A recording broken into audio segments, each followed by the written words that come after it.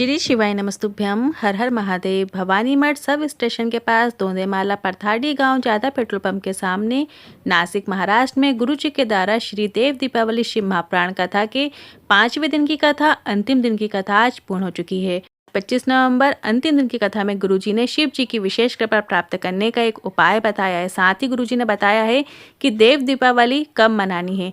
26 नवंबर को देव दीपावली मनाएं या 27 नवंबर को देव दीपावली मनाएं, उसकी सटीक जानकारी आज गुरुजी ने दी है। देव दीपावली वो दिन है जिस दिन माँ लक्ष्मी को आप अपने घर में प्रवेश करा सकते हैं और वर्ष भर लक्ष्मी आपके घर सदा के लिए विराजमान हो जाती है।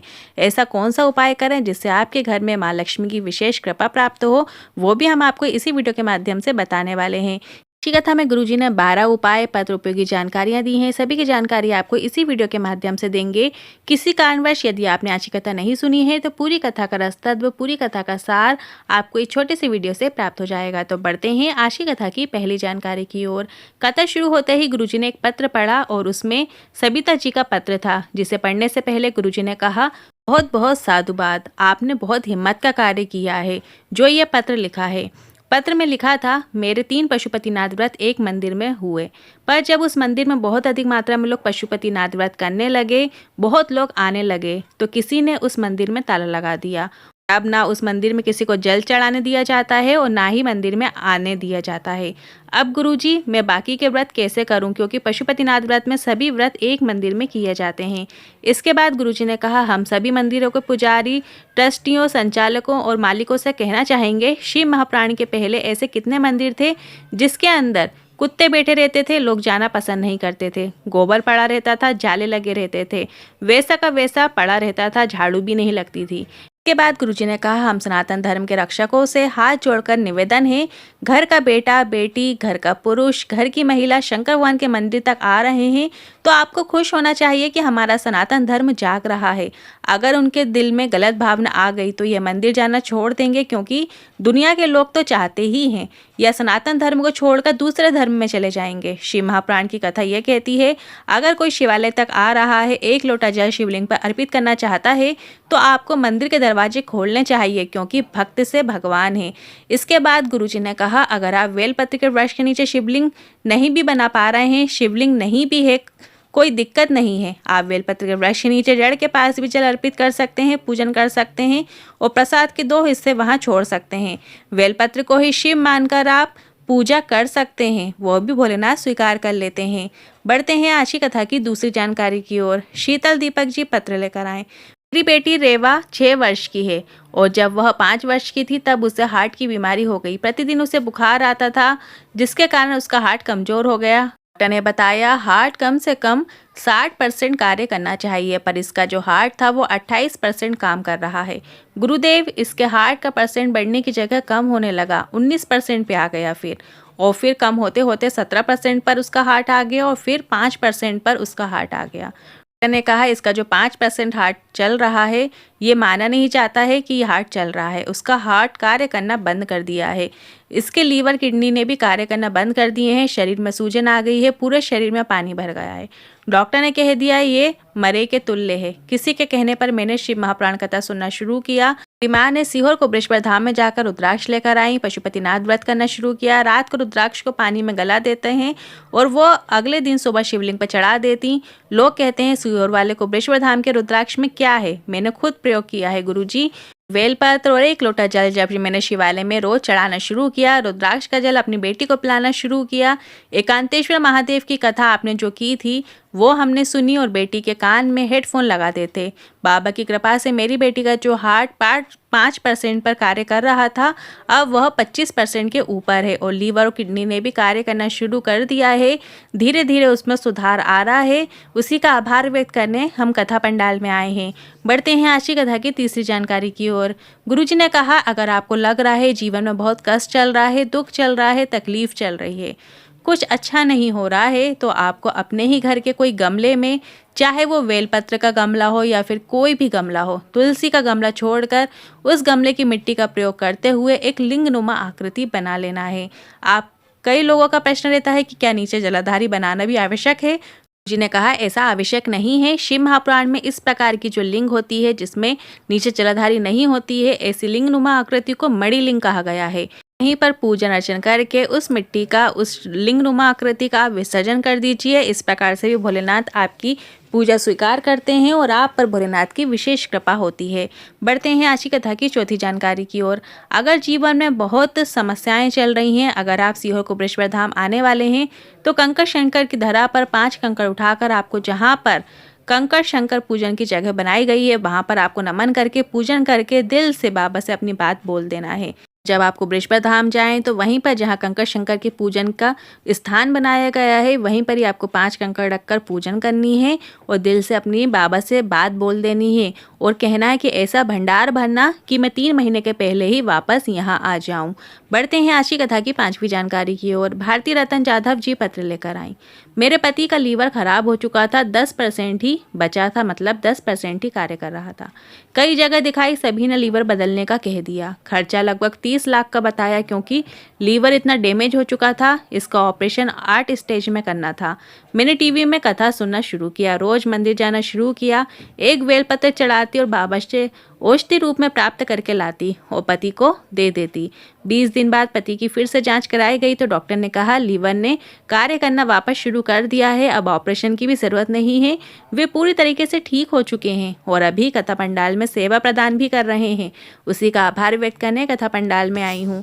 बढ़ते हैं आज की कथा की 6वीं जानकारी की ओर। हमने पूजा के कई विधान आपको बताए हैं जिसमें मंदिर में जाकर पूजन करनी होती है। गुरुजी ने कहा जल चढ़ाना होता है और अगर आप यह सब भी नहीं कर सकते हैं तो अगर कोई नदी, तालाब, कुआं, बावड़ी में जो निर्वाल्य सामान डाल रहा है तो आप उसे मना कर सकते हैं। कह सकते हैं ये गोदावरी हमें पवित्र रखना है, इसमें आप कचरा नहीं डाल सकते। प्रकृति की रक्षा करना भी, नदी की साफ सफाई रखना, सुरक्षा करना भी एक प्रकार की पूजन है। बढ़ते हैं आज की कथा की 7वीं जानकारी की ओर। कपालेश्वर महादेव के बारे में जानकारी देते हुए गुरुजी ने बताया पूरे भारत में आपको भैरव जी का स्वरूप मिलेगा या मूर्ति रूप में दर्शन होंगे, पर नासिक गोदावरी के तट में कपालेश्वर महादेव का मंदिर ऐसा मंदिर है जहां पर भैरव जी के दर्शन शिवलिंग के रूप में, शंकर के रूप में दर्शन होते हैं। जो जान गया वो पहचान गया, जो नहीं जाना वह नहीं जान सकता।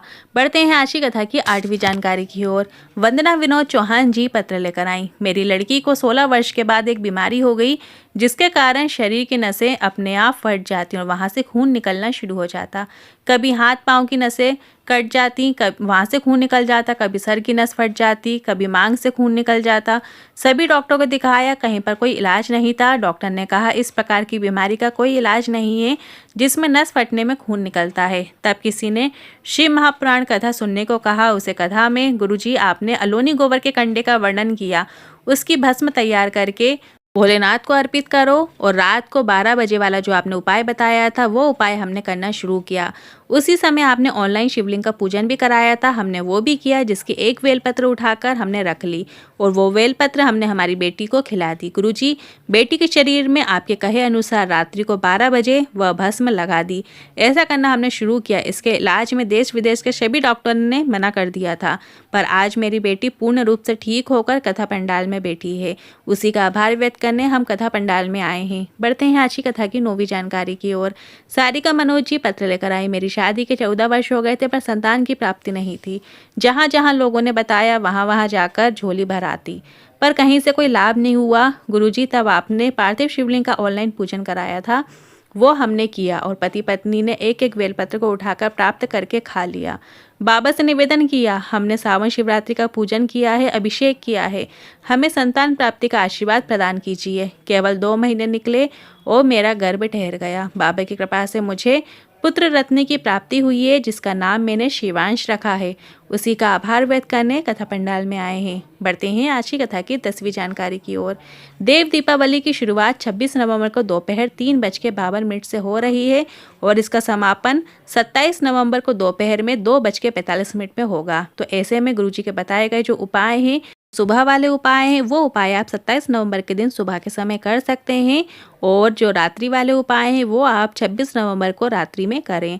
बढ़ते हैं आज की कथा की 11वीं जानकारी की ओर। कथा के समापन में गुरुजी ने कहा, 26 नवंबर को आप देव दीपावली का पर्व मना सकते हैं, और अगर आप 26 नवंबर को देव दीपावली का पर्व नहीं मना पाए हैं तो आप 27 नवंबर को भी मना सकते हैं, क्योंकि दोनों दिन देव दीपावली का दिन है। और देव दीपावली ऐसा त्यौहार है, ऐसा पर्व है जिसे आप रात्रि में मनाते हैं।